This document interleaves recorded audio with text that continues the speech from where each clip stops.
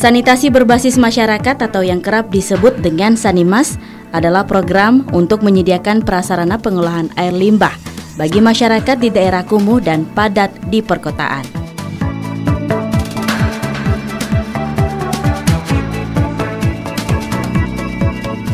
Indonesia bisa dibilang adalah surga yang dititipkan Tuhan di dunia. Selain keindahan alamnya, Indonesia juga memiliki budaya yang masih terawat sejak dulu. Gotong royong namanya. Nah, sekarang ini saya sedang berada di perkampungan yang sangat indah, sangat bersih, dan tentunya sehat karena telah menjalankan gotong royong versinya, yaitu sanitasi berbasis masyarakat.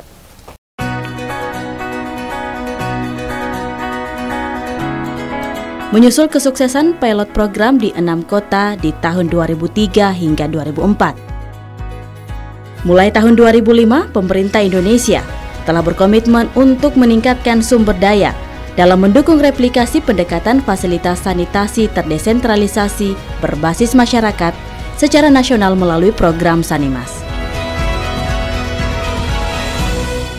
Kami dari Direktorat PLP ini sangat banyak memberikan dukungan sejak program ini diluncurkan.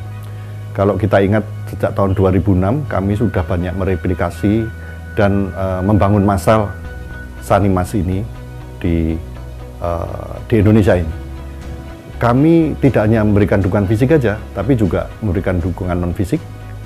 Kalau kita lihat, kami memberikan bimbingan teknis kepada pelaksana proyek itu, baik itu camat, lurah, TFL, maupun KSM yang membangun.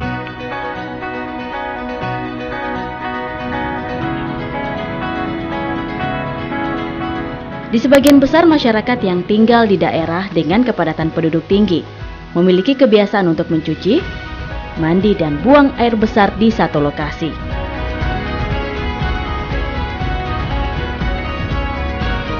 Air pembuangan dari hasil cuci, mandi, dan buang air besar yang tidak memenuhi baku mutu yang selayaknya digunakan dan tidak terpelihara dengan baik menimbulkan berbagai macam penyakit dan selalu mengancam kesehatan.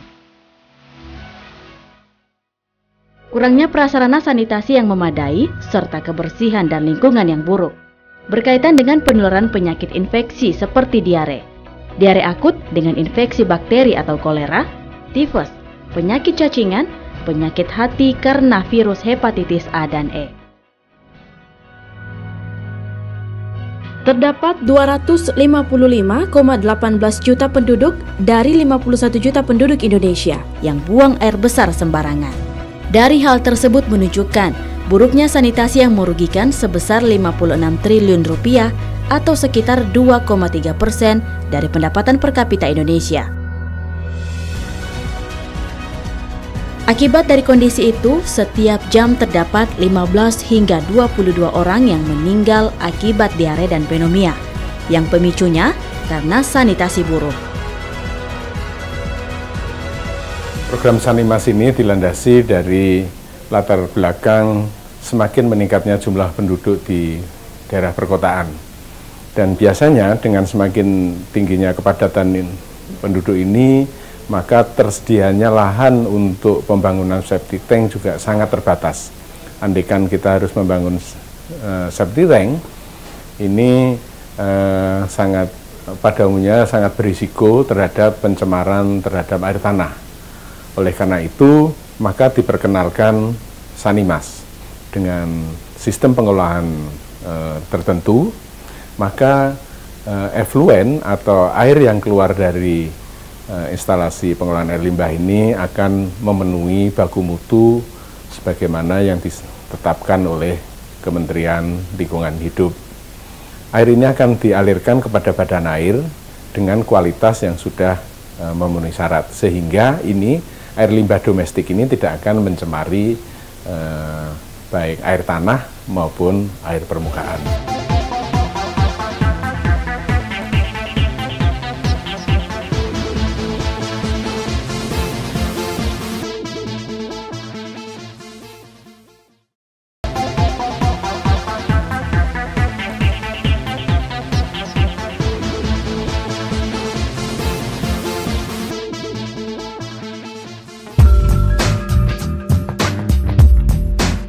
Program Sanimas diinisiasi sebagai bentuk tanggung jawab pemerintah terhadap kontribusi pelayanan 100% akses sanitasi layak pada akhir 2019 mendatang.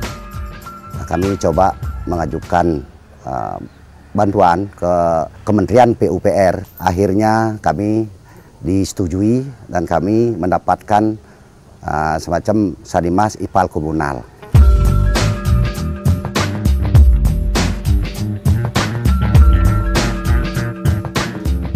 Sanimas merupakan program berbasis masyarakat yang menerapkan pendekatan pembangunan berkelanjutan melalui keterlibatan masyarakat secara utuh dalam seluruh tahapan kegiatan, mulai dari organisasi masyarakat, perencanaan, pelaksanaan konstruksi, dan pengawasan program sampai dengan operasi dan pemeliharaannya.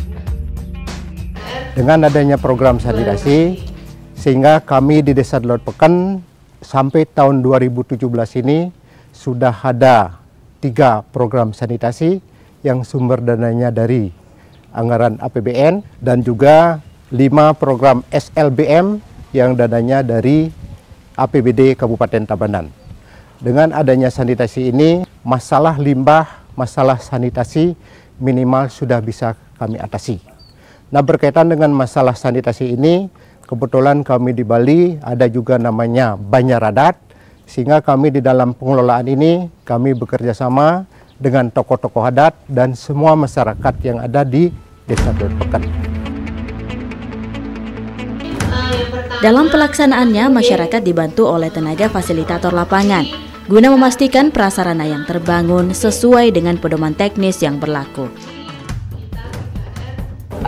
Untuk fasilitator provinsi sendiri, tugas dan fungsi pokoknya adalah untuk mendampingi baik dalam proses kegiatan, perencanaan, pelaksanaan maupun nanti di tahap pemeliharaan. Gambaran tentang pelaksanaan program Sanimas RT 1 IPAL tersebut. Nah, di sini satuan kerja di lingkungan PUPR ini, khususnya di bawah Direktorat Jenderal Cipta Karya, mereka akan melakukan upaya pemicuan maupun pemberdayaan masyarakat. Nah, pemicuan ini pada umumnya kita kerjakan bersama-sama dengan jajaran Kementerian Kesehatan yang ada di daerah guna memberikan peningkatan kesadaran masyarakat akan pentingnya pengelolaan sanitasi atau pengelolaan air limbah domestik ini. Dan dengan meningkatnya kesadaran ini akan menimbulkan keinginan masyarakat untuk melakukan pengelolaan air limbah ini dengan secara baik, ya, baik dari bermanfaat untuk kesehatan lingkungan maupun kesehatan dari masyarakat itu sendiri.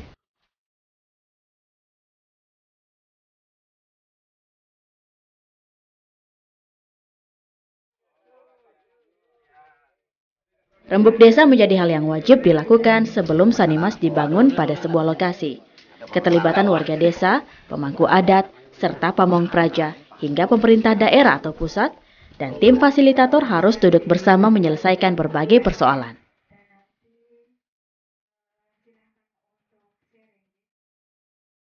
Melalui program Sanimas, masyarakat memilih sendiri sarana dan prasarana air limbah pemukiman dengan membentuk kelompok swadaya masyarakat yang aktif menyusun perencanaan, pelaksanaan, serta operasi dan pemeliharaannya, serta bila memungkinkan untuk dikembangkan. Lokasi Sanimas harus memenuhi persyaratan, mulai dari ketersediaan lahan, partisipasi masyarakat, orientasi kegiatan baik dalam proses pelaksanaan program maupun pemanfaatan hasil, ditujukan kepada masyarakat di pemukiman padat dengan kondisi rawan sanitasi, dan cakupan pelayanan minimal 50 kepala keluarga atau kurang lebih 200 jiwa.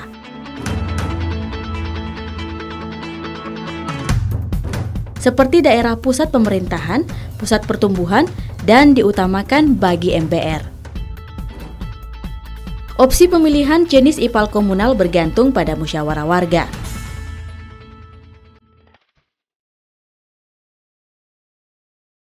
IPAL komunal mempunyai kapasitas minimal 50 kepala keluarga, terdiri dari bak inlet, bak pengendap atau settler, anaerobic bubble reactor, anaerobic filter, dan bak outlet.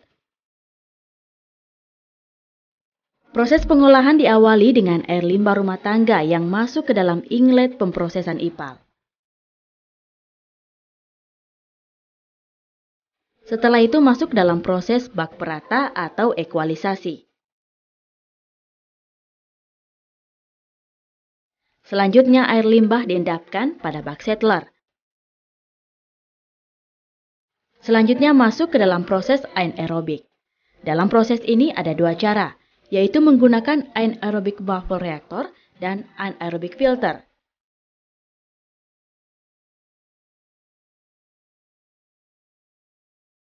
Kedua hal tersebut dibedakan oleh media yang digunakan. Anaerobic filter menggunakan media filter dalam penyaringan air limbah, sedangkan anaerobic bubble reactor tidak. Selanjutnya masuk dalam proses penyaringan akhir dengan menggunakan arang. Hal ini dilakukan untuk menghilangkan bau yang terjadi di IPAL. Sehingga air limbah telah memenuhi syarat baku mutu yang telah ditetapkan oleh Kementerian Lingkungan Hidup.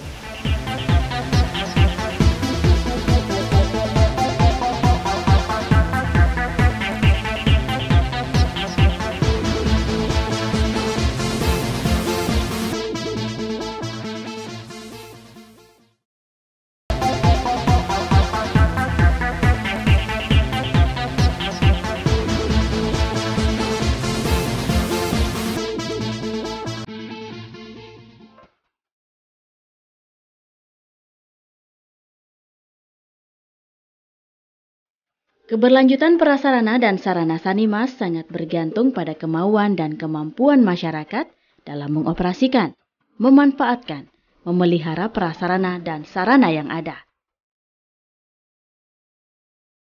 Secara umum, aspek yang perlu diperhatikan dalam keberlanjutan adalah pengelolaan prasarana dan sarana, penyuluhan, dan pedoman pemeliharaan. Setelah mengikuti pelatihan-pelatihan di Kecamatan Nagrek, ternyata banyak sekali kekurangan-kekurangan kami. Untuk itu, setelah akan mengadakan pelatihan ini, akan menambah kemampuan di dalam pengolahan limbah yang ada di dusun saya.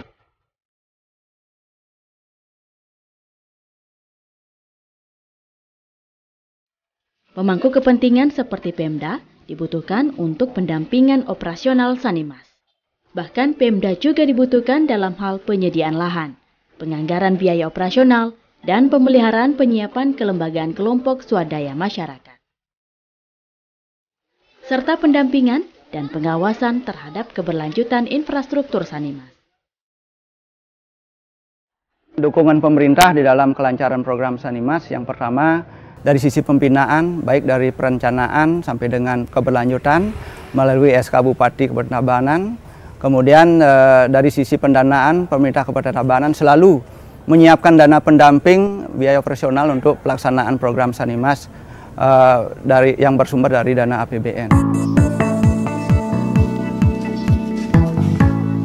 Untuk mencapai keberhasilan pengelolaan, kelompok swadaya masyarakat harus melakukan pemantauan rutin untuk mengetahui kondisi prasarana dan sarana, mengetahui kerusakan sedini, melakukan rehabilitasi tepat waktu, melakukan evaluasi kinerja pelayanan secara berkala, serta melakukan pengelolaan sesuai standar operasional prosedur. Kondisi prasarana dan sarana yang baik, yaitu dengan melakukan perawatan dan pemeliharaan yang rutin. Saya sebagai pengurus KPP bertanggung jawab untuk kelancaran IPAL komunal ini. Yang pertama, pembersihan bak lemak, kemudian penggelontoran 1 minggu sekali, sehingga program Sanimas berjalan sampai saat ini. Selanjutnya, untuk keberlanjutan Sanimas diperlukan dorongan dari pemerintah daerah. Dorongan tersebut bisa berupa sokongan dana operasional, penyuluhan, bimbingan teknis, serta pendampingan dalam pelaksanaan program Sanimas. Hal tersebut dapat membantu kelompok swadaya masyarakat dalam pengelolaan serta pengembangan jaringan sambungan rumah, serta meluaskan cakupan pelayanan Sanimas. Sanimas merupakan salah satu solusi jangka pendek untuk bisa mencapai universal access yang diharapkan oleh RPJMN 2015-2019 itu. Memang tidak harus Sanimas saja, namun juga kita harus bangun sewerage, kemudian harus membuat shallow sewer untuk kawasan, shallow sewer untuk komunal yang difasilitasi oleh Sanimas itu. Namun kalau kita mau membangun sewerage itu memerlukan waktu yang panjang dan biaya yang sangat besar. Kalau kita lihat satu zona di Jakarta aja bisa triliunan, makanya Sanimas ini merupakan salah satu solusi jangka pendek. Saya kira dengan dukungan-dukungan kami ini, kami berharap Sanimas ini bisa berjalan dengan baik dan bermanfaat bagi masyarakat banyak.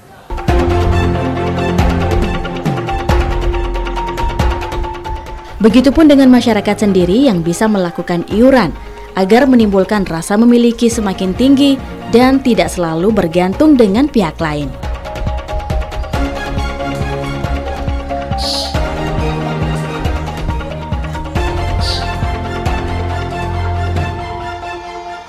Kenapa sampai sekarang masih berlangsung program ini? Karena kami kami bersama-sama mengumpulkan dana. Jadi iuran kami setiap bulan kami pungut kepada warga pengguna sebesar 5.000.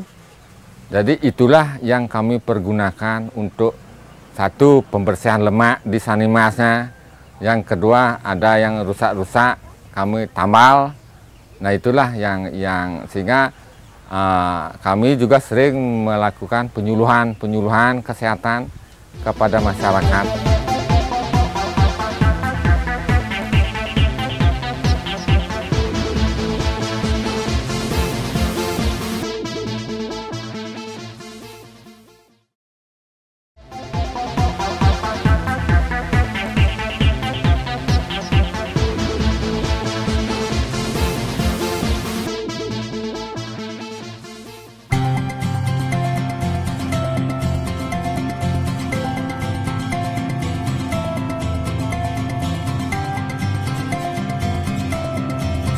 Dalam rangka terus menggalakkan sosialisasi Sanimas ke seluruh Indonesia, Ditjen Cipta Karya Kementerian PUPR mengangkat selebriti sebagai duta sanitasi. Sanimas ini juga memberikan manfaat yang cukup besar untuk masyarakat agar mendapatkan potensi manusia yang lebih berkualitas. Kebersihan, sehat, itu akan mempermudah perjalanan profesi, pekerjaan, dan aktivitas kita dimanapun berada. Bersama Sanimas, hidup lebih sehat dan bermartabat. Dampak yang kami rasakan semenjak ada Sanimas di lingkungan kami sangat banyak, terutama dari bidang kesehatan. Kesehatan lingkungan di sekitar kami jauh lebih bersih, dan dari segi keuangan juga jauh lebih hemat. Kalau menurut saya, setelah adanya program sanitasi masyarakat atau Sanimas, bau yang timbul dari genangan-genangan air sudah tidak ada lagi. Kemudian dari segi kesehatan, saya juga merasa udara lebih segar.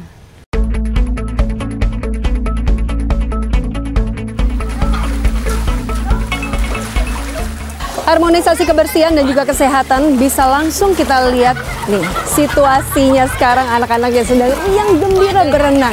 Saya penasaran deh, mereka seberapa sering ya berenangnya? Kalian sering nggak sih berenang di sini? Sering. Berapa kali? 2 kali seminggu. 2 kali seminggu? Lumayan juga ya. Pada seneng nggak punya kolam renang sendiri? Senang. Udah ya, selamat melanjutkan berenangnya. Dan yang lebih unik lagi adalah lokasi kolam renang ini sangat berdekatan dengan IPAL atau instalasi pengolahan limbah. Lokasinya ada tepat di belakang saya.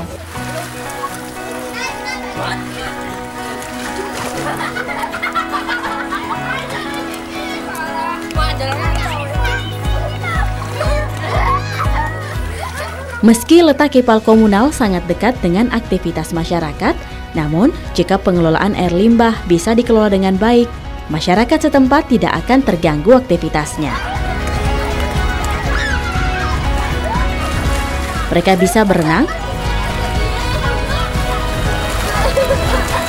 berolahraga,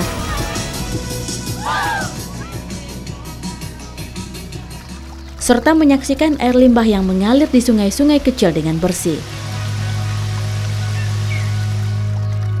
Bahkan air limbah yang sudah memenuhi baku mutu untuk disalurkan kembali ke alam, jika digunakan untuk menyiram tanaman, mampu menghasilkan tanaman yang lebih subur jika dibandingkan dengan air biasa.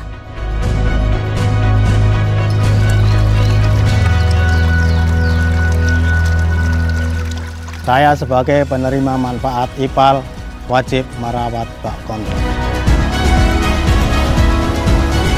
Sanimas terbukti mampu menjadikan masyarakat hidup dengan sehat dan harmonis.